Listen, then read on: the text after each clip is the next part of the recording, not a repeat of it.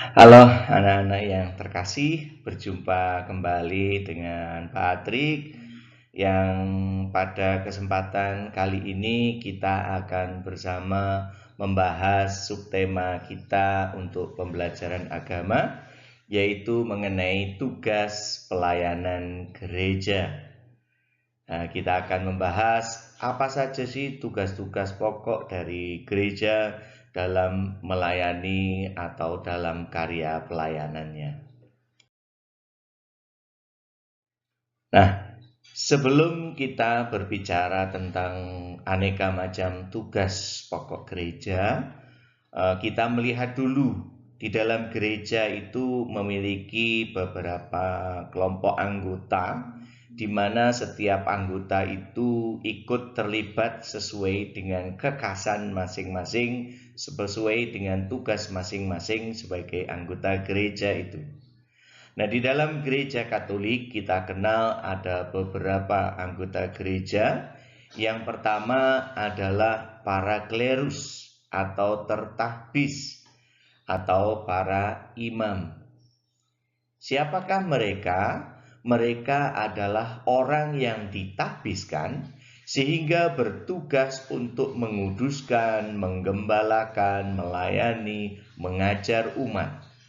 Mereka inilah para imam, para pastor yang tertahbis, uskup, lalu kemudian juga diakon yang sudah tertahbis. Nah, ini mereka punya tugas-tugas seperti itu, menguduskan, mengembalakan, melayani, mengajar umat, juga memimpin umat. Lalu kemudian anggota gereja yang kedua adalah para biarawan-biarawati atau orang-orang yang menghayati hidup bakti. Siapakah mereka itu? Mereka adalah orang-orang yang mengucapkan 3 kaul suci atau trikaul suci, yaitu kaul ketaatan, kemurnian, dan kemiskinan. Lalu kemudian diam atau mereka membaktikan dirinya untuk pewartaan kabar gembira. Biasanya para biarawan-biarawati ini hidup dalam komunitas-komunitas, dalam persekutuan-persekutuan. Misalnya para suster, para bruder, nah mereka semua hidup dalam komunitas lalu menjalani hidup bakti. Lalu kemudian yang berikutnya adalah kaum awam. Nah, siapakah kaum awam? Kaum awam adalah kita semua ini umat Kristiani yang bukan imam, ya bukan para klerus dan tertahbis itu, juga bukan orang-orang yang mengikuti hidup bakti, bukan biarawan-biarawati, tetapi juga berperan penting dalam melaksanakan perutusan gereja. Jadi kita semua ini adalah awam, bukan suster, bukan bruder, bukan pastor, bukan diakon.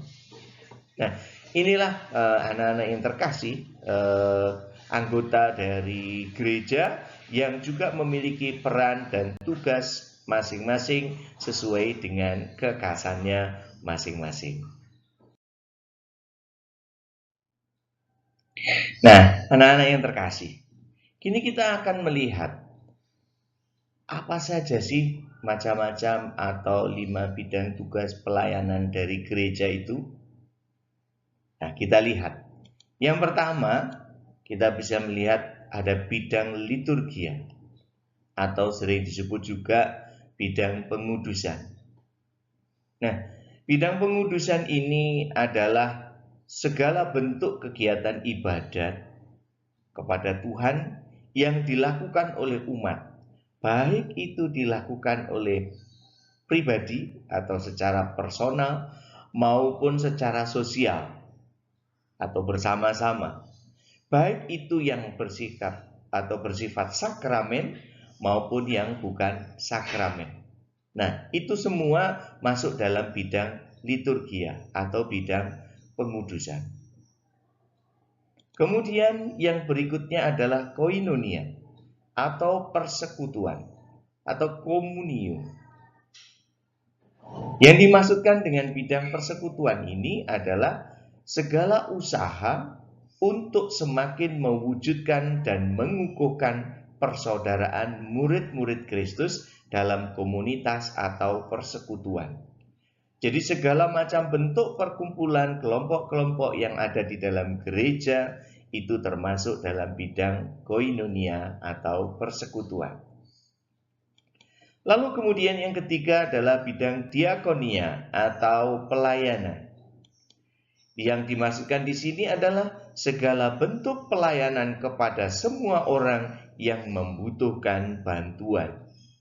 Nah, gereja memberikan bantuan-bantuan pelayanan kepada seluruh umat maupun juga kepada umat manusia secara umumnya. Nah, inilah yang dimaksudkan dengan bidang tugas diakonia. Lalu kemudian juga kerikma atau pewartaan, yaitu segala bentuk pewartaan, segala bentuk pengajaran iman dan komunikasi iman untuk saling meneguhkan, berbagi pengalaman iman, dan saling meluruskan pandangan iman. Inilah yang dimaksudkan dengan bidang kerikma atau pewartaan. Dan kemudian yang terakhir, yang kelima adalah martiria atau kesaksian. Bidang kesaksian merupakan atau kesaksian hidup yang dapat diwujudkan dengan cara hidup yang benar. Jadi melalui kebiasaan-kebiasaan hidup yang benar atau sering disebut dengan martir putih, dan juga dengan kematian atau martir merah. Itu dimaksudkan adalah kita rela untuk mengorbankan diri demi menjaga dan mempertahankan iman kita kepada Kristus.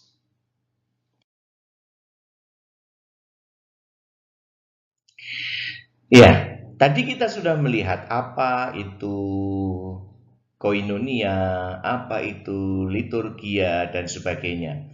Lalu contohnya apa di dalam gereja Katolik tentang 5 bidang pelayanan gereja itu?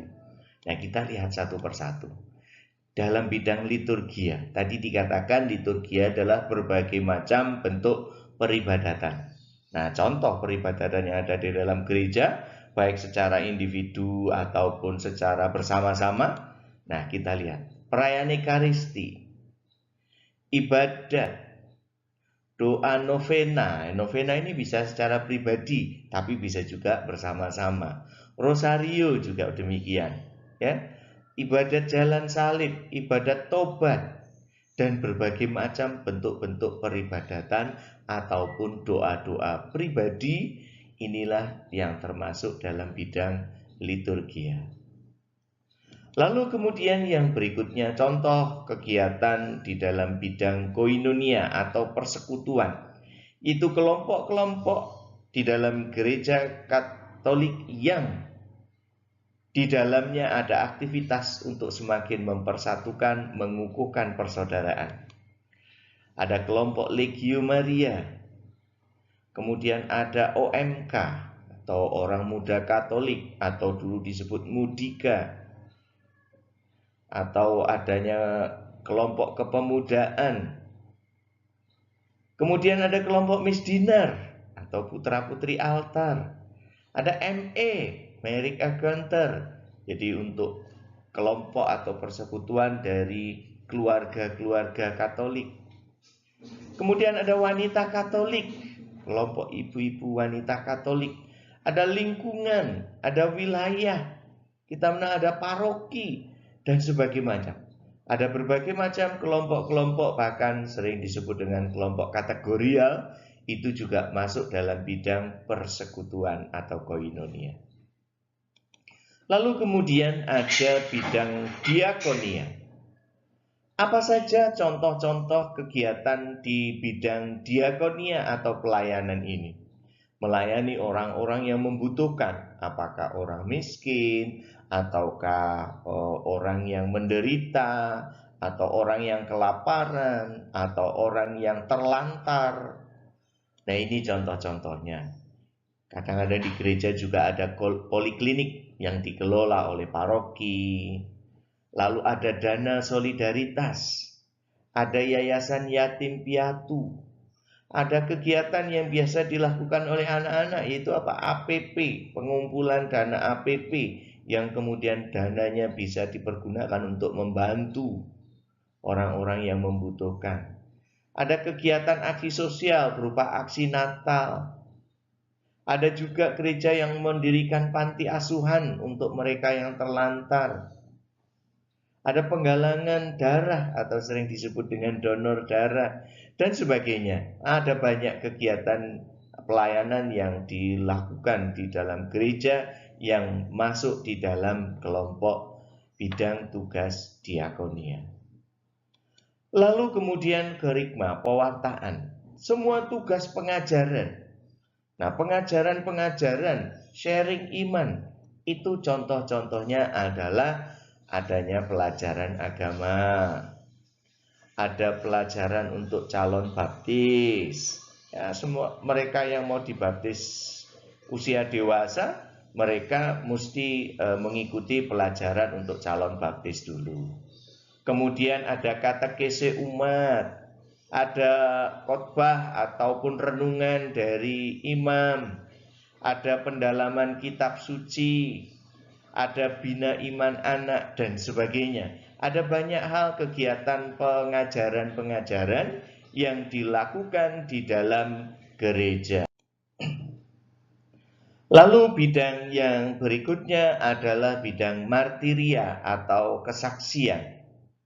Di mana di sini ada kesaksian hidup. Artinya, contohnya adalah ya kita menjalani hidup dengan kejujuran, dengan bersikap kasih kepada sesama, berani membuat tanda salib ketika kita mau makan, setelah makan, dimanapun kita berada. Nah, kita menjalani hidup menjadi saksi bahwa ini loh saya murid Kristus, saya sebagai orang Katolik. Atau juga berani mewujudkan iman dalam hidup sehari-hari meskipun mengalami berbagai macam tantangan, berbagai macam cobaan. Nah, itulah anak-anak yang terkasih mengenai berbagai macam bidang pelayanan di dalam gereja. Pertanyaannya adalah, dari berbagai macam contoh kegiatan dalam pewartaan, dalam pengudusan, persekutuan, pelayanan, dan kesaksian ini tentunya tidak semua hal bisa kita lakukan, bisa kalian lakukan sebagai remaja. Nah, oleh karena itu, kalian harus mampu untuk melihat mana-mana ini yang bisa kalian lakukan, mana-mana yang bisa merupakan bagian untuk remaja bisa masuk dan mengikuti kegiatan di dalamnya. Patrick berharap kalian dapat untuk mengikutinya. Dengan demikian, iman kalian kepada Yesus Kristus akan semakin diteguhkan ketika kalian bertemu, berkumpul, berinteraksi, dan berproses bersama dengan teman-teman yang seusia dengan kalian di dalam bimbingan gereja. Nah, semoga anak-anak dengan mengenal berbagai macam pelayanan di dalam gereja ini, kalian mampu semakin dewasa untuk memilih bidang pelayanan apa yang dapat kalian ikuti untuk semakin memperkembangkan diri, memperkembangkan iman kita kepada Yesus Kristus. Semoga Tuhan senantiasa memberkati kita.